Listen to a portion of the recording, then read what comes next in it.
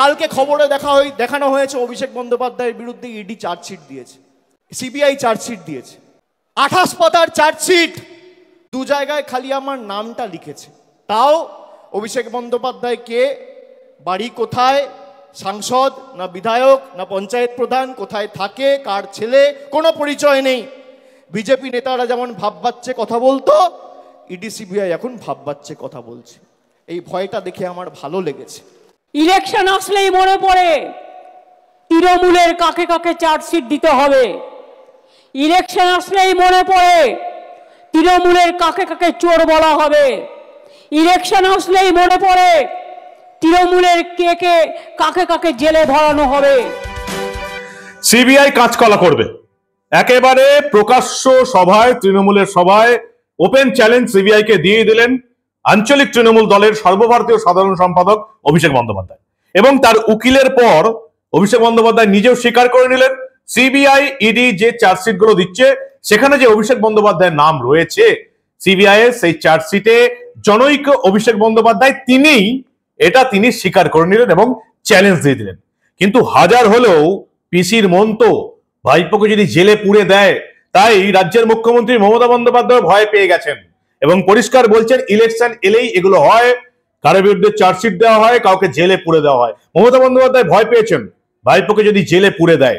আর অন্যদিকে আপনারা যারা গত 1 মাস ধরে বিভিন্ন সাংবাদিকের খবর, বিভিন্ন খবরের চ্যানেলের লিঙ্ক পাঠিয়ে বলছিলেন অভিষেক বন্দ্যোপাধ্যায় নতুন দল করবে, এ রাজ্যে নতুন দল গঠন করতে, দল তৈরি হতে চলেছে, আপনি কেন খবর করছেন না? সব মিডিয়া খবর করেছে, বিভিন্ন ইউটিউবাররা খবর করেছে। আমি জানি যে মমতা বন্দ্যোপাধ্যায়ের নাম ছাড়া এই রাজ্যে কোনো তৃণমূল নেতার কোনো অস্তিত্ব নেই, তৃণমূল দলটার কোনো অস্তিত্ব নেই, কোনো তৃণমূল নেতার কোনো ব্যক্তিগত অস্তিত্ব নেই, শুধুমাত্র মমতা বন্দ্যোপাধ্যায়ের নামটা ছাড়া। মমতা বন্দ্যোপাধ্যায়কে ত্যাগ করে নতুন দল করে কিছু করবে অন্য কোনো নেতা, এটা আমি বিশ্বাসই করি না। তাই এই ধরনের কোনো খবর করাটাকেও আমার রসিকতা ছাড়া আর কিছু মনেই হয়নি। তাই আপনারা যারা আমাকে বলছিলেন অভিষেক বন্দ্যোপাধ্যায় নতুন দল করবে, বিজেপি তৃণমূলের মধ্যেই ভাঙন সৃষ্টি করার চেষ্টা চলছে, তারা আজকে পুরো পথে বসে গেলেন। দেখলেন তো ঘটনাটা এত সোজা নয়।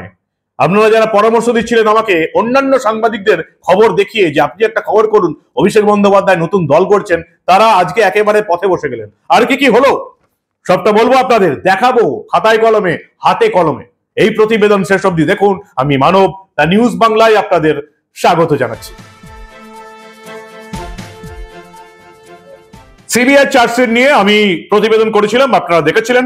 আমিও সেই প্রতিবেদনে বলেছিলাম, যদি দেখে থাকেন তাহলে গতকালের একেবারে সকালের প্রতিবেদন আপনারা দেখে নেবেন। আমি বলেছিলাম যে কোনো এক জনৈক অভিষেক বন্দ্যোপাধ্যায়ের নাম রয়েছে, সেই অভিষেক বন্দ্যোপাধ্যায় তৃণমূলের নেতা কিনা, সেই Abhishek Bandyopadhyay lift and bounce কোম্পানির chief executive officer Abhishek Bandyopadhyay কিনা, সেই অভিষেক বন্দ্যোপাধ্যায় আঞ্চলিক তৃণমূল দলের সর্বভারতীয় সাধারণ সম্পাদক কিনা, সেটা সিবিআই তাদের চার্জশিটে উল্লেখই করেনি। বাকি সবার পরিচয় ছিল, পার্থ চট্টোপাধ্যায়ের পরিচয় ছিল, সুজয় কৃষ্ণ ভদ্রের পরিচয় ছিল, মানিক ভট্টাচার্যের পরিচয় ছিল, কুন্তল ঘোষের পরিচয় ছিল, শান্তনু ব্যানার্জির পরিচয় ছিল, শুধু অভিষেক বন্দ্যোপাধ্যায়ের পরিচয় ছিল না। যেটা আমি বলেছিলাম গতকাল সকালে, ঠিক সেটাই বলেছেন অভিষেক বন্দ্যোপাধ্যায়ের আইনজীবী এবং আজকে অভিষেক বন্দ্যোপাধ্যায় নিজে। তবে অভিষেক বন্দ্যোপাধ্যায়ের আইনজীবী এবং অভিষেক বন্দ্যোপাধ্যায় নিজে আজকে প্রমাণ করে দিলেন সিবিআই এর চার্জশিটে প্রাথমিকের নিয়োগ দুর্নীতি কাণ্ডে যার নাম রয়েছে তিনিই তৃণমূলের অভিষেক বন্দ্যোপাধ্যায়, সেটা আজকে তারা নিজের মুখে স্বীকার করে নিলেন। অভিষেক বন্দ্যোপাধ্যায় ওপেন চ্যালেঞ্জ দিয়েছেন সিবিআই কে। স্বাভাবিক ব্যাপার, অভিষেক বন্দ্যোপাধ্যায়ের জায়গায় যদি আমি থাকতাম তাহলে আমিও ওপেন চ্যালেঞ্জ দিতাম সিবিআই কে। কেন? কারণ অভিষেক বন্দ্যোপাধ্যায় হচ্ছেন গোটা ভারতবর্ষের মধ্যে সেই ব্যতিক্রমী নেতা, গোটা ভারতবর্ষের মধ্যে অভিষেক বন্দ্যোপাধ্যায় সেই ব্যতিক্রমী নেতা যার সম্পত্তি PMLA prevention of money laundering অ্যাক্টে যার কোম্পানির 150 কোটি টাকার সম্পত্তি বাজেয়াপ্ত হবার পরেও যাকে অ্যারেস্ট করা হয়নি, গোটা ভারতবর্ষের মধ্যে ব্যতিক্রমী নেতা। এমন কাণ্ড ভারতবর্ষে আর কোনোদিন হয়নি যবে থেকে মানি লন্ডারিং অ্যাক্ট তৈরি হয়েছে।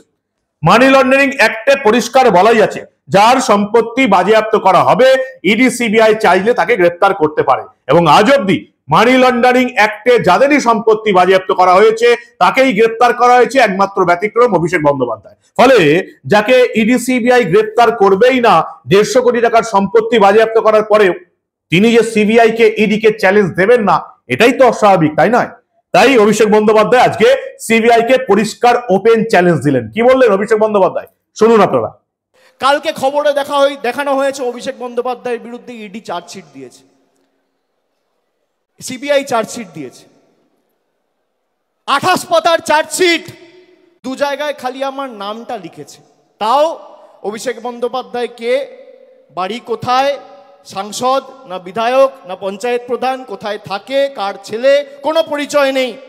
বিজেপি নেতারা যেমন ভাববাচ্ছে কথা বলতো, ইডি সিবিআই এখন ভাববাচ্ছে কথা বলছে। এই ভয়টা দেখে আমার ভালো লেগেছে।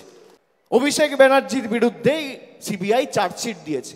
আরে আমি সকাল বিকেল কথা পাল্টাই না। 5 বছর আগে কোভিডের সময় 2020 সালে বলেছিলাম যে আমার বিরুদ্ধে যদি কোনো রকম কোনো প্রমাণ বা কোনোভাবে সিবিআই বা ইডি প্রমাণ করতে পারে বা তথ্য দিতে পারে আদালতে যে আমার প্রত্যক্ষ বা পরোক্ষ মদতে কোনো ভুল হয়েছে, কোনো দুর্নীতি হয়েছে, কেউ 10 পয়সা তুলেছে, আপনাকে চার্জশিট দিতে হবে না, সামান দিয়ে আমায় ডাকতে হবে না, ফাঁসির মঞ্চ করুন, গৃহে মৃত্যুবরণ করব। আজকে একই কথা বলছি, আপনার কাছে প্রমাণ থাকলে প্রমাণ দেবেন। আমাকে তো সিবিআই ডেকেছিল, নবজোয়ারে যখন গেছিলাম, যাত্রা বন্ধ করে এসেছি একদিনের জন্য। সিবিআই দপ্তরে গেছি, 10 ঘন্টা জিজ্ঞাসাবাদ করেছে, তারপরের দিন আবার বাঁকুড়ায় গিয়ে নবজোয়ার শুরু করেছি। কাঁচকলা, আপনি কি ভাবছেন থমকে চমকে দমিয়ে রাখবেন? আমি অন্য ধাতুতে তৈরি। আপনি যত প্রহার করবেন, যত আঘাত করবেন, মানুষের কাছে যাব মাথা নত করে সমর্থন চাইব। আপনাদের কাছে আত্মসমর্পণ, বশ্যতা স্বীকার করার পাত্র অভিষেক বন্দ্যোপাধ্যায় নয়। অভিষেক বন্দ্যোপাধ্যায় আবার বললেন, দুর্নীতি প্রমাণ করতে পারলে ফাঁসির মঞ্চে চলে যাব। অভিষেক বন্দ্যোপাধ্যায়ের কোম্পানি লিপস অ্যান্ড বাউন্স, যে কোম্পানির 150 কোটি টাকার সম্পত্তি অ্যাটাচ করেছে, বাজেয়াপ্ত করেছে ইডি, সেই রিপোর্ট বিচারপতি অমৃতা সিনহার এজলাসে কলকাতা হাইকোর্টে প্রডিউস হয়ে গেছে। অভিষেক বন্দ্যোপাধ্যায়ের এই কোম্পানি লিপস অ্যান্ড বাউন্স কি করে? খায় না মাথায় দেয়। পরে জানা গেল নাকি জল তৈরি করে। সেই জল কারা খায়? কি কি ব্যবসা আছে অভিষেক বন্দ্যোপাধ্যায়, সেটা এখনো ইডি সিবিআই তদন্ত করে জানাতেই পারেনি যে কি ব্যবসাটা আছে। লিপস অ্যান্ড বাউন্স করেটা কি? যার এত কোটি কোটি টাকার সম্পত্তি এবং যার 150 কোটি টাকার সম্পত্তি ইডি সিজ করে নিল, তাই সেই অভিষেক বন্দ্যোপাধ্যায়ের কোম্পানি করেটা কি? 150 কোটি টাকার সম্পত্তি যার বাজেয়াপ্ত হচ্ছে, সে এখনো চিৎকার করে বলে যাচ্ছে দুর্নীতি প্রমাণ করলে ফাঁসির মঞ্চে চলে যাব। কি অবাস্তব কথা বলেন আঞ্চলিক তৃণমূলের সর্বভারতীয় সাধারণ সম্পাদক। কিন্তু তবু ভাইপো তো, তাই রাজ্যের মুখ্যমন্ত্রী এবং সেই ভাইপোর পিসি মমতা বন্দ্যোপাধ্যায় একটু হলেও ভয় পেয়ে গেছেন এবং তিনি ভাইপোর পাশে দাঁড়িয়ে তাকে সাপোর্ট করে বলছেন ভোট এলেই এগুলো হয়। মমতা বন্দ্যোপাধ্যায় বলছেন ইলেকশন এলেই চার্জশিটে নাম উঠে যায়, ইলেকশন এলেই চোর ধরা শুরু হয়ে যায়, ইলেকশন এলেই জেলে ভরা শুরু হয়ে যায়। ঠিক কি বললেন আজকে? ভয় পেয়ে ভাইপো জেলে যাবেন, আদৌ যাবেন না কি যাবেন সেটা তো পরের প্রশ্ন। মমতা বন্দ্যোপাধ্যায় ভয় পেয়ে গেছেন। কি বললেন তিনি, শুনুন আপনারা। ইলেকশন আসলেই মনে পড়ে তৃণমূলের কাকে কাকে চার্জশিট দিতে হবে। ইলেকশন আসলেই মনে পড়ে তৃণমূলের কাকে কাকে চোর বলা হবে। ইলেকশন আসলেই মনে পড়ে তৃণমূলের কাকে কাকে জেলে ভরানো হবে। জেলে তো ভরেছেন অনেককে, কটা প্রমাণ করতে পেরেছেন আজ পর্যন্ত? লজ্জা করে না? আরজিকর কেসের আজ পর্যন্ত সমাধান করতে পারেননি, কেসের পর কেস চলছে। কোন মুখে কথা বলেন আপনারা? এবার আপনাদের কথায় আসি। যারা আমাকে পরামর্শ দিয়েছিলেন, বিভিন্ন সাংবাদিকের লিঙ্ক পাঠিয়েছিলেন, বিভিন্ন ইউটিউবারদের খবর পাঠিয়েছিলেন, মানববাবু আপনি কেন খবর করছেন না? অভিষেক বন্দ্যোপাধ্যায় নতুন রাজনৈতিক দল করতে চলেছে, বিজেপি তৃণমূলকে ভেঙে দিতে চলেছে। আমি আপনাদের কথাতেও খবর করিনি, কারণ আমি তথ্য প্রমাণ ছাড়া খবর করি না। আর এটা আমি জানি, যেটা অনেকেই জানে, যে এই বাংলায় মমতা বন্দ্যোপাধ্যায় ছাড়া তৃণমূলের বাকি কোনো নেতার কোনো অস্তিত্বই নেই। বিজেপির নেতারা যেটা বলে থাকে না, সিপিএম এর নেতারা যেটা বলে থাকে, সেটা 100% সঠিক। এই রাজ্যে তৃণমূলে একটাই পোস্ট, বাকি সব ল্যাম্প পোস্ট। তাই অভিষেক বন্দ্যোপাধ্যায় নতুন দল করবে, এটা আমার কাছে আদৌ বিশ্বাসযোগ্য মনেই হয়নি। এবং যেটা আজকে আপনাদের যারা পরামর্শ দিয়েছিলেন অভিষেক বন্দ্যোপাধ্যায় নতুন দল করবে, বিজেপি নাকি তৃণমূল ভেঙে দেবে, পিসি ভাইপোর মধ্যে বিশাল একটা লড়াই চলছে। তাদেরকে আজকে অভিষেক বন্দ্যোপাধ্যায় কি বললেন প্রকাশ্যে মঞ্চে নেতাজি ইন্ডোরে তৃণমূলের সভা থেকে, আপনারা সেটাও দেখে নিন। বিগত দিনে যারা দলের সাথে বেইমানি করেছিল, মুকুল রায়, শুভেন্দু অধিকারী, এদেরকে চিহ্নিত করার কাজটা আমি করেছিলাম। আগামী দিনেও যদি কেউ দলের সাথে বেইমানি করে, এদের চিহ্নিত করে এদের লেজে গোবরে করে প্যাকেট করে বাংলা ছাড়া করার দায়িত্বটা আমি আমার কাঁধে তুলে নিলাম। বাজারে রটিয়ে দেওয়া হচ্ছে অভিষেক বন্দ্যোপাধ্যায় বিজেপিতে যাবে। আরে আমার গলা কেটে দিলে কাটা গলা থেকে মমতা ব্যানার্জি জিন্দাবাদ বেরোবে। আমি বেঈমান নই। বাজারে ছড়িয়ে দেওয়া হচ্ছে নতুন দল আসছে, বিজেপির হাতে কলকে আর তামাক খেয়ে কয়েকটা সংবাদ মাধ্যম আর দু চারটে সাংবাদিক এই কাজটা করছে। আমি তাদের নাম করে এই সবার পরিবেশ নষ্ট করব না। আর খবরে যা দেখবেন, আমি আপনাকে বলছি 100তে 100টাই মিথ্যে। কোনো খবরের কথায় বিশ্বাস করবেন না। অভিষেক বন্দ্যোপাধ্যায় সিবিআই কে ওপেন চ্যালেঞ্জ দিলেন, কাঁচকলা করবে। সেটা আমরাও জানি সিবিআই ইডি এতদিন কিছুই করতে পারেনি, এবং যে চার্জশিট নিয়ে এত হইচই চলছে সেই চার্জশিট দেখিয়েও কিচ্ছু করতে পারবে না। কলকাতা হাইকোর্টে কিছু হবে না, কারণ ওই চার্জশিট দেখছিলাম আমি, জানেন সেখানে বলা আছে, কি বলা আছে, কালীঘাটের কাকু সুজয় কৃষ্ণ ভদ্র, কুন্তল ঘোষ, শান্তনু বন্দ্যোপাধ্যায় এরা সবাই মিলে একটা আলোচনা করছে। তার রেকর্ডিং হয়েছে, সেই রেকর্ডিং এ এরা বলছে 100 কোটি টাকা আরো তুলতে হবে। অভিষেক বন্দ্যোপাধ্যায়, মানিক ভট্টাচার্য, পার্থ চ্যাটার্জি এদিকে আরো 20 কোটি টাকা করে দিতে হবে, 60 কোটি টাকা তিনজনকে দিতে হবে, 40 কোটি টাকা আমাদের থাকবে, আরো 2000 প্রার্থীকে এভাবে বেআইনি ভাবে চাকরি করে দিতে হবে।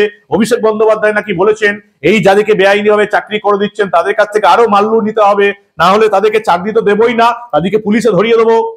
এসব কথাগুলো সুজয় কৃষ্ণ ভদ্রের বাড়িতে আলোচনা হয়েছে, এবং যে আলোচনায় কাউকে ফাঁসানো যায় না, কাউকে চুরির দায়ে সাব্যস্ত করা যায় না, কাউকে দুর্নীতি দায়ে মামলা করা যাবে না, হাইকোর্টেই টিকবে না। যদি হাইকোর্টে টিকেও যায়, সুপ্রিম কোর্টে কপিল সিব্বাল, অভিষেক মনু সিংভি বসে আছে, ওদের কথা ছেড়ে দিন। আপনারা ভাবুন একবার, তিনজন লোক যদি কাউকে নিয়ে, কারোর নাম নিয়ে আলোচনা করে, তাকে দোষী সাব্যস্ত করা যায়, তার নামে মামলা করা যায়, তার বিরুদ্ধে চার্জশিট দেওয়া যায়।